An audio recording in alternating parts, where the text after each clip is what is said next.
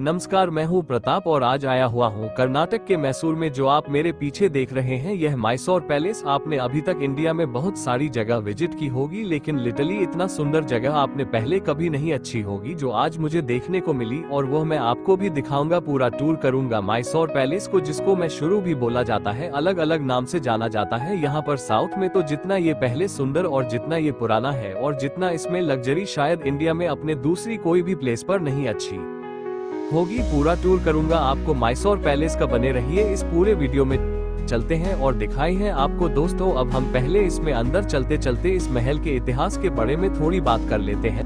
1897 में यहाँ के राजा थे कृष्णा राजा वादिया चतुर्थ, और उनकी मां ने ये डिसाइड किया कि अब समय के प्रसिद्ध वास्तुकार हेनरी इरविन को, तो हेनरी इरविन ने 1912 में ये पूरा मैसूर पैलेस बना के तैयार कर दिया। और बताया जाता है कि उसे समय इस महल को बनाने में जो खर्चा आया था वह आया था 42 लाख का बताया था ओनली महल को बनाने के लिए। इस महल में जाने के लिए आपको 100 रुपए का टिकट लगता है। टिकट विंडो से आपको 100 रुपए का टिकट लेना होता है। उसके बाद आप इस पहले इसको देखने के लिए जा सकते हैं। उसके लिए कोई टाइमिंग नहीं रखी गई है कि आप कितनी देर के लिए अंदर जाकर इसको देख सकते हैं। इसके अलावा जब आप अंदर जाते हैं तो आपको अपने फुटवियर बाहरी उतारने पड़ते हैं। उसके लिए आप यहाँ से 2 रुपए का टिकट ले सकते हैं। टिकट लेकर अपने फुटवियर यहाँ पर जमा करवा सकते हैं। यहाँ पर इतने ज्यादा विजिटर्स आते हैं कि आपको अपने फुटवियर जमा करवाने के लिए या फुटवियर लेने के लिए बहुत देर तक वेट करना पड़ता है। जब भी आप महल के अंदर जाएं तो आप इस बात को विशेष ध्यान रखें कि यहाँ पर बहुत सारी चीजों को अंदर ले जाना अलाउड नहीं है, तो वो चीज आप अपने साथ नहीं रखें, क्योंकि यहाँ पर सिक्योरिटी चेकिंग होता है। और यदि आपके पास ऐसी कोई भी वास्तु है तो आपको अंदर जाने की परमिशन नहीं दी जाएगी। यहाँ पर 2 से 3 बार सिक्योरिटी होती है। तो इस इतने महत्वपूर्ण मेल को देखते हुए, 19वीं शताब्दी का यह मेल है, तो इस चीजों को देखते हुए स्टेट गवर्नमेंट ने यहाँ पर बहुत ही अच्छा सिक्योरिटी का प्रबंध किया है, जो मेरी नजर में बहुत ही अच्छी बात है,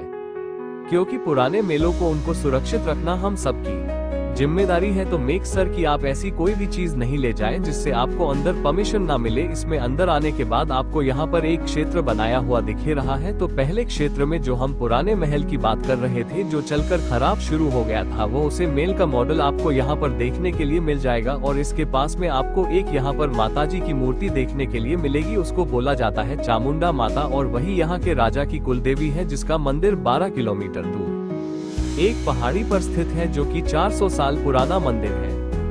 और अभी यह जो आप देख रहे हैं क्षेत्र में, ये यहाँ पर जो राजा को गिफ्ट मिलते थे वो गिफ्ट्स यहाँ पर आपको डिस्प्ले किया हुए हैं। तो राजा अलग अलग जगह पे जाते थे, विजिट करते थे अलग अलग स्टेट में, तो वहाँ पर राजा को जो गिफ्ट्स मिलते थे वह यहाँ पर दिखाए गए हैं। यहाँ पर जैसे आप देख रहे हैं जो मार्बल के गिफ्ट्स हैं वह यहाँ के जैन मुनियों द्वारा गिफ्ट किया गए हैं राजा को। ये पूरे मार्बल से बने हुए हैं, जी तरीके से अपना ताजमहल मार्बल से बना हुआ है, इस टाइप से ये सारे गिफ्ट्स मार्बल में बने हुए। पास में ही आप एक देखेंगे एक बागी की तरह है, तो उसमें यहाँ पर भगवान की मूर्तियां हैं, और वो निजामुद्दीन द्वारा राजा को गिफ्ट चली गई थी। इसके अलावा यहाँ पर आप देखेंगे तो आपको बहुत सारे इनके गिफ्ट देखने के लिए मिल जाएंगे। इसके अलावा यदि आप यहाँ पर एक चीज विशेष कर देखेंगे वो ये है कि यहाँ पे की जो डिजाइन है इस मेल की वो इतनी ज्यादा खूबसूरत, और जहाँ पर जो लाइटिंग लगे हुई है उससे ये डिजाइन और भी ज्यादा खूबसूरत बन जाती है। यहाँ से 80 किलोमीटर दूर मैसूर पैलेस से 80 किलोमीटर दूर एक जगह है जिसको बोला जाता है बांदीपुर नेशनल पार्क। उसे बांदीपुर नेशनल पार्क में राजा 1955 में कूद गए और उन्होंने 2 हाथियों का शिकार किया, और उनके अंदर केमिकल वगैरह डालकर उनको यहाँ पर रखा हुआ है आज भी। तो वो जो दोनों हाथियों के जो बॉडी है वो आज भी यहाँ पर पैसे के पैसे आपको लगे हुए दिखे जाएंगे। हालांकि उनके उसके बाद जो शिकार है उसको बंद कर दिया गया। तो अभी कोई भी आदमी पसंद राजा तो है नहीं, तो कोई शिकार नहीं कर सकते, लेकिन राजा महाराजाओं के टाइम पर यह बहुत आम था। तो दोस्तों, अब हम जी हाल में चल रहे हैं। ये पूरा पेंटिंग्स का होल यहाँ पर पेंटिंग्स बनाई हुई है, पर टोटल 26 पेंटिंग से, और उनको कैनवस के ऊपर तेल पेंट करके बनाया हुआ है और उसके बाद यहाँ पर चिपकाए हुआ है। तो ये जो सीन यहाँ पर दिखाए हुए हैं 26, ये दशहरे के दौरान के हैं। जब दशहरा होता था उसे समय राजा किस टाइप से जाते थे, क्या होता था, वो पूरा यहाँ पर सिस्टम दिखाए हुआ है। तो ये जो कम है ये 1930 से लेकर 1942 के बीच में ये सारी 26 पेंटिंग्स बनाई गई और यहाँ पर लगेगी। इसके अलावा यहाँ पर वीडियो में जो आप एक, तो अभी तक मैंने इंडिया में बहुत सारी जगह को विजिट किया है और उनके वीडियो वगैरह बनाए हैं, उनको बहुत ही करीब से देखा है। तो मैं एक बात अच्छी तरीके से कह सकता हूँ कि यहाँ पर जो हॉल बनाए जिसको बोला जाता है मयूर मैरिज हॉल या मयूर हॉल, तो यह उन सब में एक बहुत ही सुंदर हॉल है। और मयूर हॉल या मयूर मैरिज हॉल इसको इसलिए नाम दिया गया है, क्योंकि इसके जो आप पिलर देख रहे हैं इनके ऊपर जो आप देखेंगे डिजाइन वह हमारा जो राष्ट्रीय पक्षी है मयूर मोर उसके जैसे ही आपको देखने को मिलेगा। इसके अलावा ये जो पिलर है इनके ऊपर जो ग्लास लगाया हुआ है वो स्पेशली स्कॉटलैंड से मंगाया हुआ है और इसको लैंड से लाकर इन पिलर के ऊपर लगाया हुआ है। वैसे ये जो पिलर है यह आयरन के पिलर के ऊपर उसके बाद डिजाइन की हुई है, उसके बाद पोर्टलैंड से लाइव और ग्लास है वो लगाया हुआ है। ये हॉल देखने में इतने ज्यादा सुंदर है कि यहाँ पर आने वाले हर एक विजिटर यहाँ की फोटोज लेने से नहीं चूकते हैं। और यहाँ पर एक तो फोटोज मुझे भी लेनी पड़ी क्योंकि ये इसकी सुंदरता ही इतनी ज्यादा है। ऊपर आप देखेंगे तो यहाँ पर येलो लाइट्स लगी हुई है जो इसकी सुंदरता को और ज्यादा बढ़ा देती है। ये जो आप दरवाजा देख रहे हैं ये तीन कुट्टी यानी सागवान की लकड़ी से बना हुआ है और इसके टॉप पर गजराज के साथ लक्ष्मी विराजमान है। तो लक्ष्मी देवी को धन की देवी माना जाता है, इसीलिए दरवाजा के टॉप के ऊपर मेल में लक्ष्मी जी की बहुत सारी तस्वीर बनाई हुई है। और यह जो आप दरवाजे देख रहे हैं यह 120 साल पुराना है और साल में एक बार इसको पुलिस किया जाता है और आप इसकी शाइनिंग देखेंगे तो वह देखने लायक है। बिल्कुल इस तरीके के बहुत सारे दरवाजे पर जगह जगह पर बनाए हुए और हर जगह टॉप पर लक्ष्मी जी विराजमान है। तो देख रहे हो पुरानी चीजों की कितनी मजबूती होती थी। 120 साल बाद भी जो चमक है वो अभी भी बरकरार है। अभी ये जो हम हॉल देखने जा रहे हैं इस हाल में क्या के राजा महाराजाओं और उनके परिवार की जो भी तस्वीर वगैरह है वो सब इस हाल में राखी हुई है। तो यहाँ पर आप एक तस्वीर यदि सामने देखेंगे तो यहाँ पर जो यहाँ के राजा थे कृष्णाराज वाडियार, तो उनके द्वारा ये जो पूरा मेल बनाया हुआ है। तो इनके जो बैठने की जो कुर्सी थी वो 280 किलो गोल्ड से अपनी हुई थी। सामने जो आप ठीक सामने तस्वीर देख रहे हैं जिसके ऊपर एक राजा बैठे हुए हैं तो ये थे कृष्णा राजा ग्वालियर, इन्हीं के द्वारा यह मेल बनाया हुआ है। और यह जो सीट पर जी पर बैठे हुए हैं 280 किलो रियल गोल्ड की बनी हुई थी। तुम राजा जी यहाँ पर 280 किलो गोल्ड पर बैठकर फिर बातचीत करते थे। और यह जो आप दो तस्वीर देख रहे हैं लाल साड़ी में तो ये राजा जी की माता जी है और साथ में आप देख रहे हैं साइड में एक जो बड़ी तस्वीर लगी हुई है वो राजा जी के पिताजी हैं। तो इन दोनों के भी तस्वीर यहाँ पर लगे हुई है। और यहाँ पर महल में एक अच्छा कम ये किया हुआ है कि हर तस्वीर के नीचे उसके बड़े में उनका नाम और थोड़ी सी हॉकी फुल की डिटेल दी हुई है ताकि आने वाले विजिटर्स वो सब डिटेल्स को देख सके और कम से कम आइडिया लगा सके। आप यहाँ पर देखेंगे जो कृष्णा राजा वाडियार थे उनकी एक यहाँ पर तस्वीर लगी हुई है। इस तस्वीर के बड़े में खास बात यह है कि आप एक साइड से जब आप इसको देखोगे तो आपको ऐसा लगेगा कि राजा आपकी साइड देख रहे हैं और उनके शूज भी आपकी साइड में है। लेकिन आप जब उसके दूसरे साइड पर चले जाएंगे 180 डिग्री जब आप घूम के दूसरी साइड में जाएंगे तो इनके शूज और इनका फेस और इनकी आंखें वो भी आपकी तरफ मूव होने लगेगी। तो ये कुछ पेंटिंग से जो कुछ फोटोज है वो 3D में इस टाइप की बनी हुई है कि आपको ऐसा लगेगा कि यह जो चित्र या पेंटिंग से कि आपकी तरफ मूव कर रहे हैं सारे के सारे। तो इसमें जितनी भी चीज है वो राजा महाराजाओं के परिवार से संबंधित, फैमिली से संबंधित है। और यहाँ पर आपको एक रेड कलर में एक तस्वीर और भी दिखेगी तो वो राजा जी की बड़ी बहन थी और उनकी शादी के दौरान ही ये जो पुराना मेल था वो चल के पूरा भस्म हो गया था, पूरा खत्म हो गया था। तो उसके बाद ही ये जो पूरा है वो मेल नया बनाया हुआ था। तो ये जो अभी आप इस रूम में देख रहे हैं ये सारे जितने भी चीज यहाँ पर राखी हुई है वो या तो सिल्वर की बनी हुई है या चंदन की लकड़ी से बनी हुई है। तो ये बेसिकली जो इनविटेशन उसे समय पर बीच देते थे या राजा जी को कोई इनविटेशन मिलता था कोई प्रोग्राम के लिए या कोई इसी तरीके के आयोजन के लिए, तो इस तरीके के जो इन्विटेशन बॉक्स में उनको इन्विटेशन मिलता था या राजा जी को जब किसी को बुलाना होता था तो वह इसी तरीके के इन्विटेशन बॉक्स भेजते थे किसी दूसरे राजा के राजा को या इस टाइप के लोगों को जो राजा के बराबर का आदमी। तो ये यहाँ पर सारे रखे हुए हैं। तो इनमें से कुछ सैंडलवुड के हैं, कुछ यहाँ पर जो सिल्वर के हैं वो यहाँ पर रखे हुए हैं। बहुत ही ज्यादा मंत्र में एक इलेक्शन है और देखने में बहुत ही ज्यादा सुंदर लगता है। वो आगे पूरा ग्लास लगाया हुआ है, इसके कारण से बहुत अच्छे से वीडियो में आपके लिए निकाल नहीं पाया, लेकिन फिर भी आप देख सकते हैं बहुत अच्छे से। तो यहाँ पर जो सामने पेंटिंग्स लगे हुए हैं इसमें आप देख सकते हैं कि जो विजयदशमी का दिन होता है, दशहरे का दिन, उसके दिन यहाँ पर की जो राजा होते थे उनकी जम्मू सवारी निकलते थी। जम्मू यानी एलिफेंट और सवारी यानी सवारी। तो जम्मू सवारी के टाइम पर राजा यहाँ पर 80 किलो के जो पौधे होते थे उनके ऊपर, हाथी के ऊपर जो रखना का होता है सीट होती है उसको ओडा बोलते हैं। तो 80 किलो का पौधा लेक और फिर जो दशहरे का जो पूरा प्रोग्राम होता है उसमें जाते थे। इसके अलावा आप बोल सकते हैं कि अभी के टाइम पर जो सवारी निकलते हैं वह राजा तो है नहीं, तो जो चामुंडेश्वरी देवी की प्रति है उसको लेकर फिर। और यह जो मेल हमने पहले देखा था उसे महल की थोड़ी थोड़ी सी हॉकी सी झलक यहाँ पर भी आपको देखने के लिए मिल जाएगी। पहले इसके अंदर आप ये जो पूरा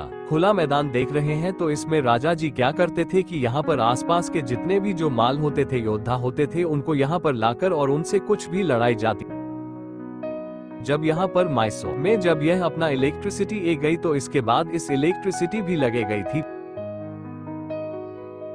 और इसके अलावा यहाँ पर आप देख सकते हैं, जब दशहरा वगैरह का प्रोग्राम होता था, जो बड़े बड़े लोग होते थे राजा जी के, जो अपने खास लोग होते थे, तो राजा जी उनको बैठने के लिए रेस्ट रूम भी देते थे। और यह जो आप चेयर देख रहे हैं, ये सिल्वर से बनी हुई है। तो कुछ बच्चे वगैरह होते थे, उनके लिए छोटी चेहरे, और जो बड़ी चेहरा आप देख रहे हैं, तो वो बड़े लोगों के लिए होती थी। और राजा जी का बताते हैं कि एक बहुत ही पसंदीदा हाथी था। जब वो हाथी की डेथ हो गई, तो उसके बाद उसके जो दांत होते हैं, टीथ होते हैं, तो उनको राजा जी ने निकाला और इस तरीके से प्रिंटिंग टाइप से यहाँ पर बनाकर रख दिए। तो पसंदीदा होने के कारण उसकी याद में उन्होंने दांत से बना के और ये इस तरह का रख दिया।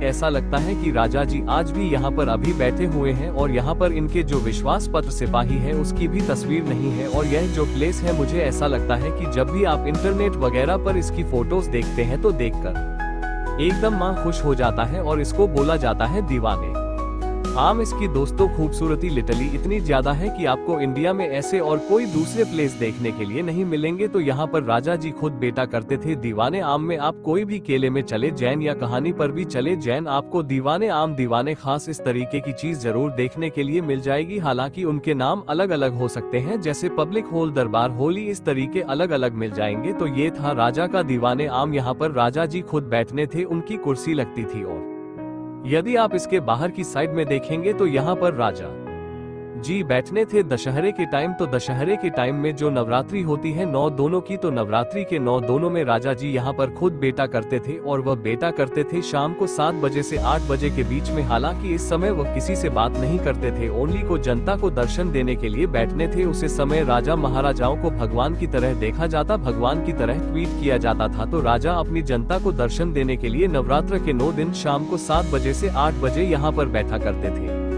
और यहाँ पर आपको ये ग्रीन चेयर देखने के लिए मिल रही है।